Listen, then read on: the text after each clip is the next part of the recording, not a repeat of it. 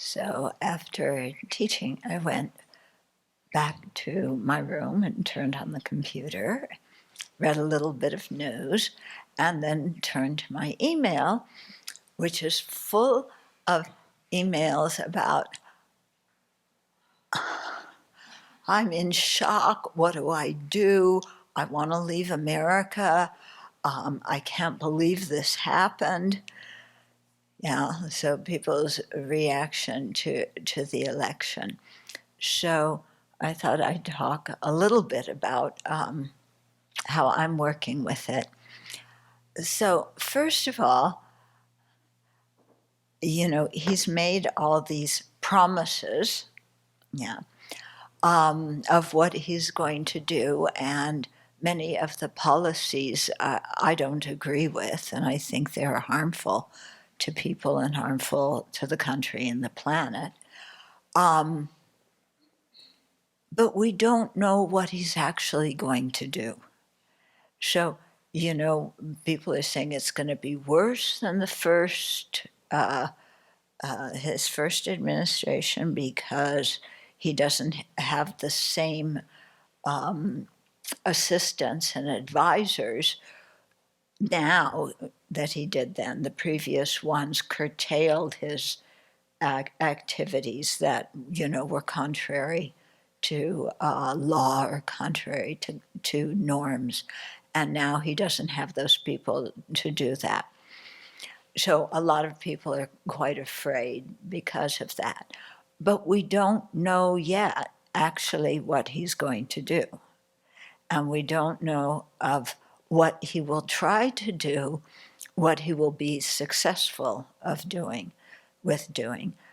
When I think of, him saying that he's going to deport 2.1 million illegal migrants.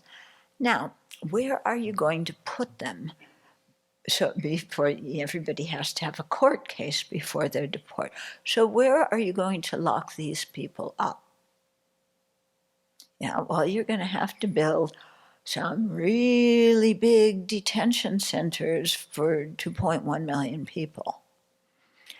And then how long is it going to take to go through all the court proceedings for them to be deported? That's going to take a while. And then how are you going to get them back to their native countries? They may not have papers, passports. Will the other countries take them back as their citizens? Maybe they're not really those citizens. And who's going to pay for all the planes and transportation? Yeah, and where's that money going to come from? Yeah, well, maybe it'll come from he wants to give 60% tax, on everything made of China. Well, who's going to pay the increased prices from that? Us? Yeah, you think Americans are going to pay increased prices for things? So if we really look, what will he actually do and what will he be able to do? We don't know yet. Yeah. So there's no use in getting afraid and anxious and fearful right now. Yeah. Let's wait and see how things develop. Yeah.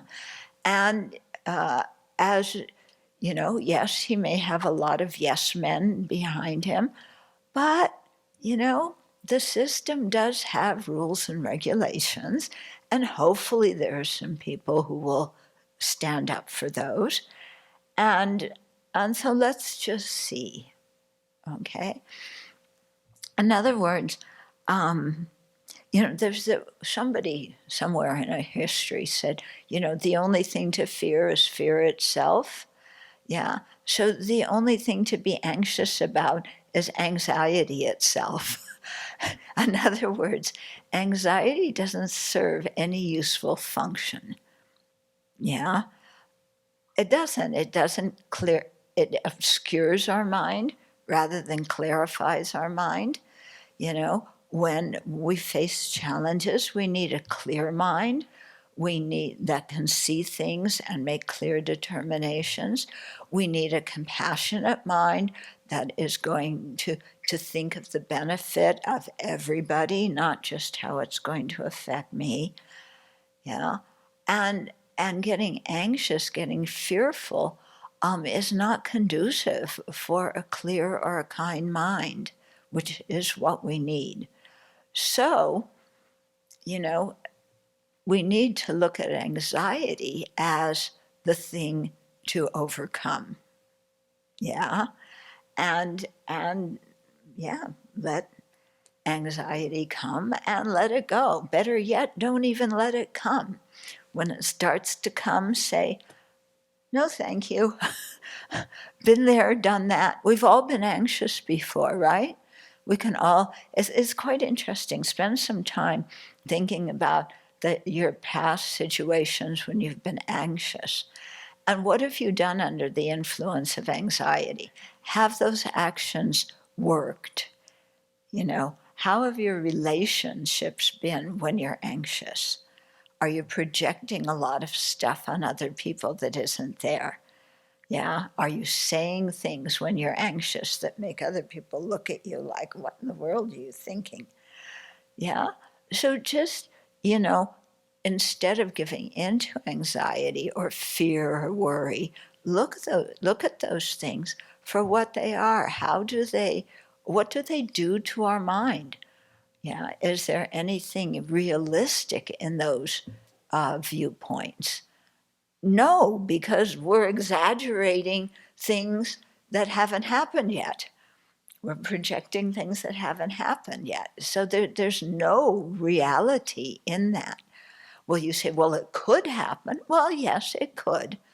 But could happen is very different from is happening or has happened. Yeah.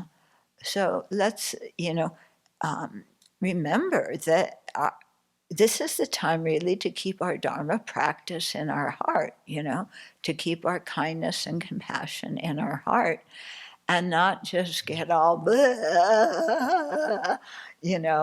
the next bus for Canada? Because we don't really know. Yeah. When things arise and things happen, then we can vote, we can make our voice heard, we can protest, we can write letters, whatever. Yeah, but right now, let's try and be clear and calm and kind to people. Yeah, and not just, I heard that a lot of people are talking about leaving the country because, not necessarily because of Trump, but because the country is so divided. Well, if we go around thinking the country is divided, the country is divided, the country is divided, then all we're going to see is people not getting along. Because that's what the filter that we're viewing everything from. Especially we live in a red area. All the people around here, our neighbor has a Trump flag.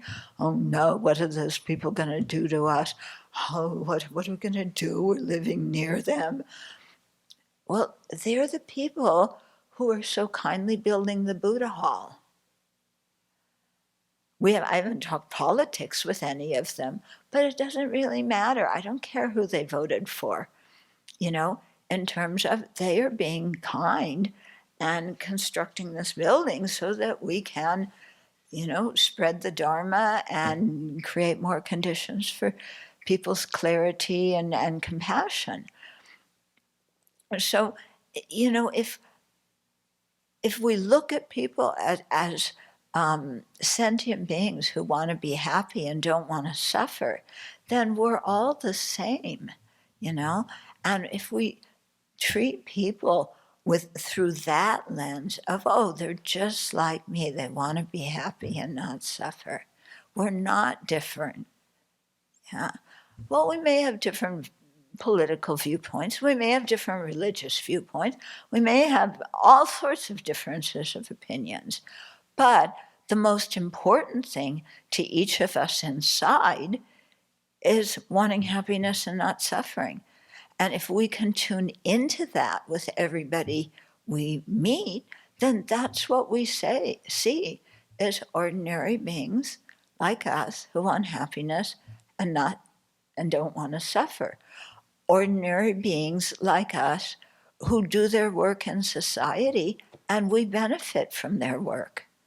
That's why we have electricity and we have plumbing and we have roads.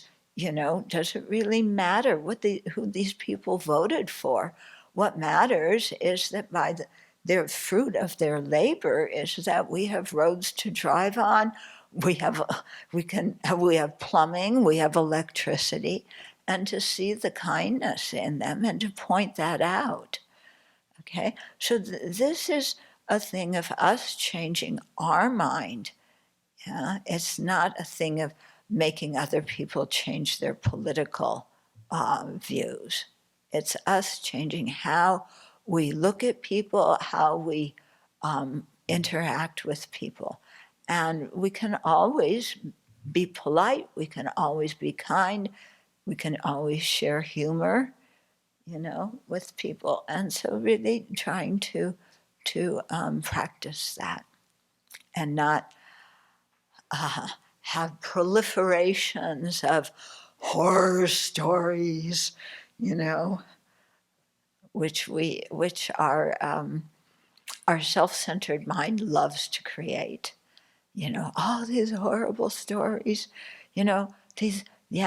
and tomorrow they're all going to come marching up the road to the Abbey and demand that we leave because we didn't vote for who they voted for, and they're going to expel us, put us in those detention centers, and even though we're citizens, they're going to deport us. And you can create a great horror story about it. Well, so what? Does that make anybody happy? It's actually quite amusing how we can create stories that are not based on any reality.